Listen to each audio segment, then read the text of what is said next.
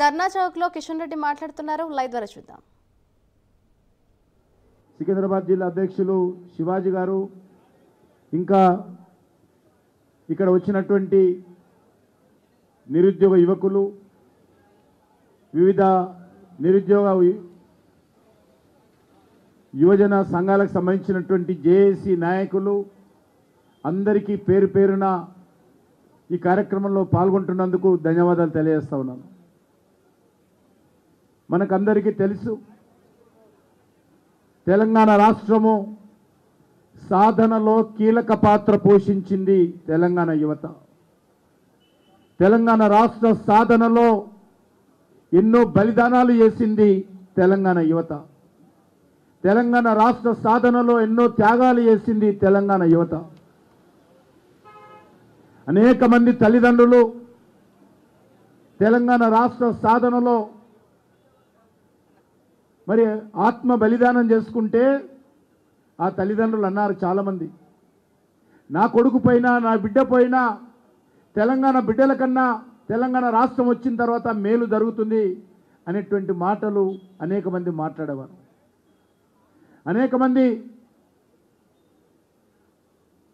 కాలిన గాయాలతో తెలంగాణ ఉద్యమం సమయంలో ఆసుపత్రులలో చావు బతుకుల్లో ఉన్నప్పుడు మేము ఆ తెలంగాణ యువత దగ్గరికి వెళ్తే మేము కన్ననీళ్లు పెట్టుకుంటుంటే చావు బతుకుల్లో ఉన్నటువంటి ఆ యొక్క నిరుద్యోగ యువత ఆ యొక్క తెలంగాణ ఆందోళనకారుడు, అన్నా నేను చస్తున్నాను, నువ్వు కన్ననీళ్లు పెట్టుకోకూడదు, నేను చనిపోయినా కూడా తెలంగాణ వస్తే నా తెలంగాణలో ఉన్నటువంటి లక్షలాది మంది యువతకు లాభం జరుగుతుందన్నా, కాబట్టి కళ్ళనీళ్లు పెట్టొద్దన్నా అనేటువంటి మాటలు ఇప్పటికీ మన కళ్ళల్లో తిరుగుతున్నటువంటి విషయాలు మనం చూస్తూ ఉన్నాం.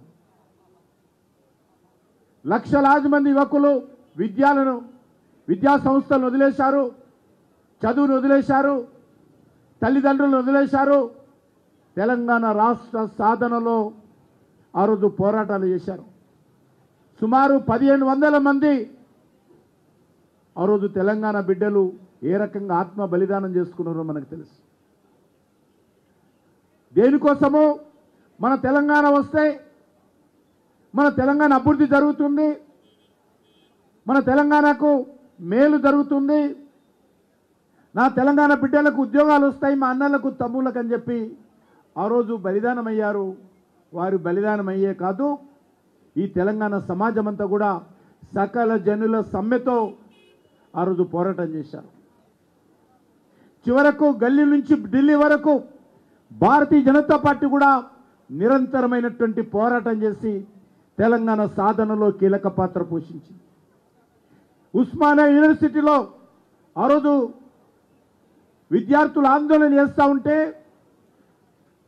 పోలీసులు తుపాకులు ఎక్కుపెట్టినా, లాఠీలు జిలిపించినా, మరి బూట్లతో ఉద్యమకారులను తొక్కినా ఆ తెలంగాణ విద్యార్థుల గుండె చప్పుడు పార్లమెంటులో వినిపించిన ఘనత భారతీయ జనతా పార్టీది, సుష్మా స్వరాజ్ గారిదని సందర్భంగా మనం చేస్తున్నాం.